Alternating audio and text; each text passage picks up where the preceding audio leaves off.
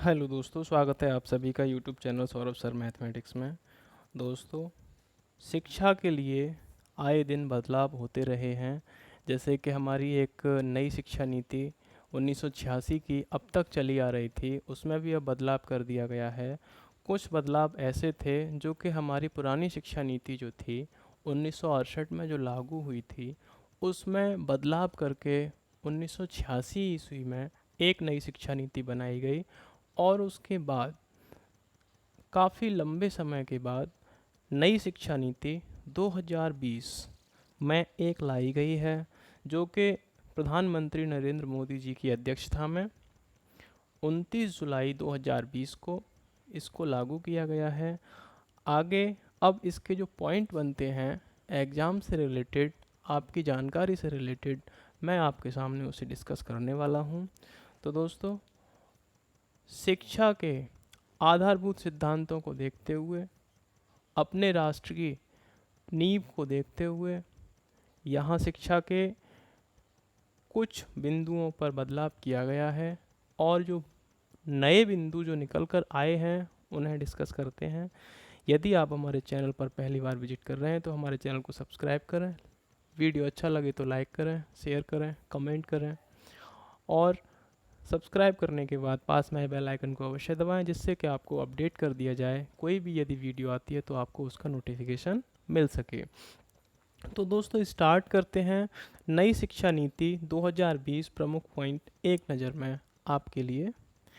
तो पहला बिंदु आपका यह है कि नई शिक्षा नीति 2020 में शिक्षा पर सकल घरेलू उत्पाद 6% खर्च किया जाएगा, जो कि अभी तक 4.43% है।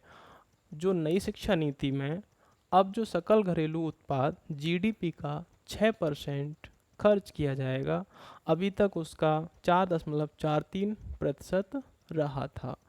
अगला आपका मुख्य बिंदु आता है कि अब 5वीं कक्षा तक की शिक्षा मातृभाषा में होगी। जो भी मातृभाषा होगी उसकी शिक्षा 5वीं क्लास तक दी जाएगी, यानी कि मातृभाषा में ही छोटे विद्यार्थियों को 5वीं क्लास तक की शिक्षा दी जाएगी। अगला आपका पॉइंट आता है मानव संसाधन विकास मंत्रालय। ये आपका ही एक मंत्रालय है, मानव संसाधन विकास मंत्रालय का नाम बदलकर शिक्षा मंत्रालय कर दिया गया है। अतः रमेश पोखरियाल निशंक जी अब देश के शिक्षा मंत्री कहलाएंगे।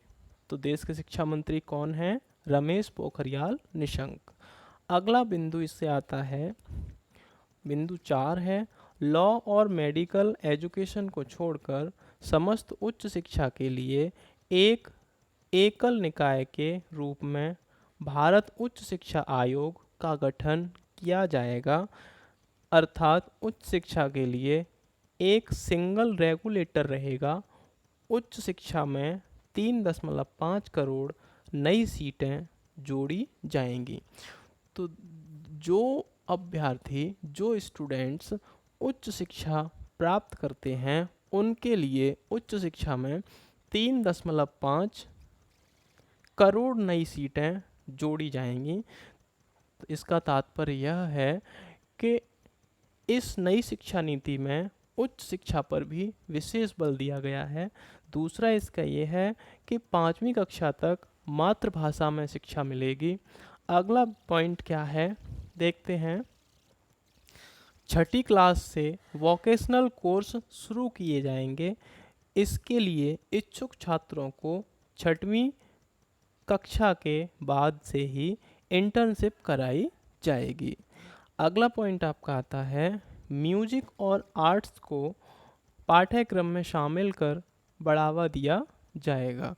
तो म्यूजिक और आर्ट्स को भी पाठ्यक्रम में शामिल किया जाएगा और म्यूजिक और आर्ट को भी बढ़ावा दिया जाएगा।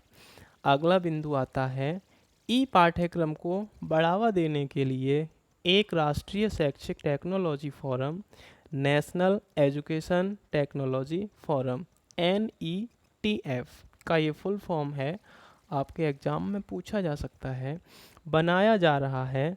जिसके लिए वर्चुअल लैब विकसित की जा रही हैं।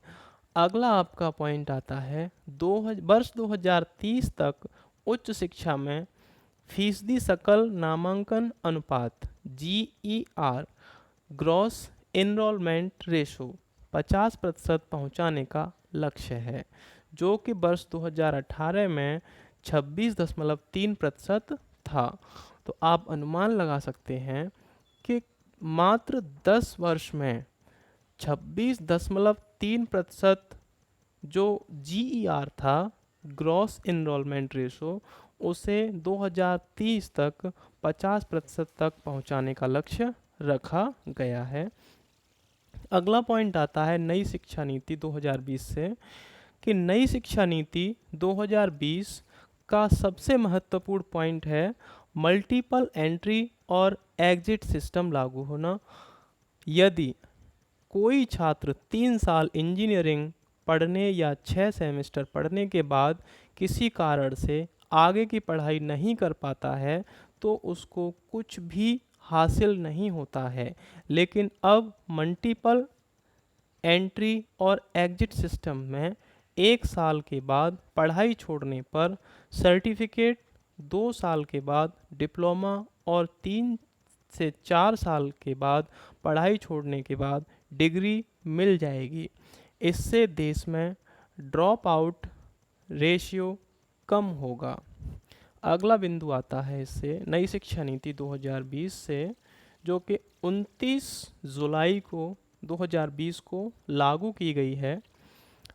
पॉइंट है अगला, अगर कोई छात्र किसी कोर्स बीच में छोड़कर दूसरे कोर्स में एडमिशन लेना चाहे तो वो पहले कोर्स से एक खास निश्चित समय तक ब्रेक ले सकता है और दूसरा कोर्स ज्वाइन कर सकता है, और इसे पूरा करने के बाद फिर से पहले वाले कोर्स में को जारी कर सकता है।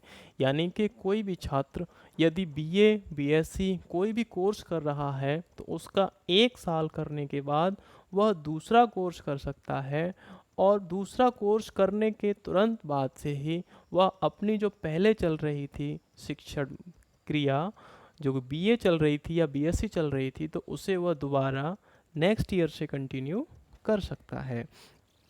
अगला इसका पॉइंट आता है, अभी सेंट्रल यूनिवर्सिटीज़, डीम्ड यूनिवर्सिटीज़ और स्टैंड अलोन इंस्टीट्यूशंस के लिए अलग अलग नियम हैं, और नई एजुकेशन पॉलिसी 2020 में सभी के लिए समान नियम होंगे।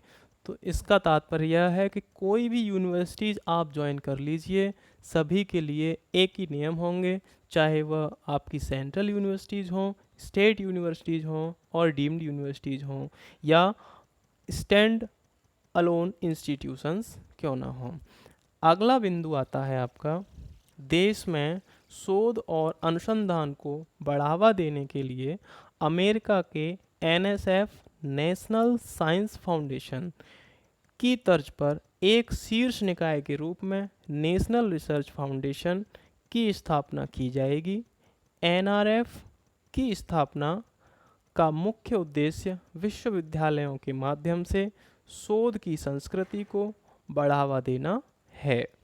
यह स्वतंत्र रूप से सरकार द्वारा एक बोर्ड ऑफ गवर्नर्स द्वारा शासित होगा और बड़े प्रोजेक्टों की फाइनेंसिंग करेगा।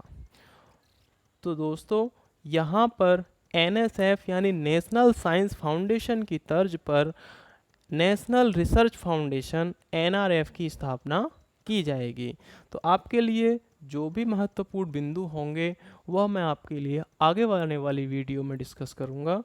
तो दोस्तों, यह 12 पॉइंट न्यू एजुकेशन पॉलिसी, नई शिक्षा नीति 2020, जो कि 29 जुलाई 2020 में प्रधानमंत्री नरेंद्र मोदी जी की कैबिनेट में इसको पास कर दिया गया है, और ये नई शिक्षा नीति में उन मुख्य बिंदुओं को रखा गया था जो मैंने आपके सामने डिस्कस किए हैं। तो दोस्तों, यदि वीडियो अच्छा लगा हो तो लाइक करें, शेयर करें, कमेंट करें। यदि आप चैनल पर पहली बार विजिट कर रहे हैं तो चैनल को सब्सक्राइब करें और पास में बेल आइकन को अवश्य दबाएं, जिससे कि आपको आने वाली वीडियो का नोटिफिकेशन सबसे पहले मिल सके और आप अपनी तैयारी को बेहतर बना सकें और आपसे कोई भी पॉइंट ना छूटे, इसलिए आप बेल आइकन ज़रूर दबाएं।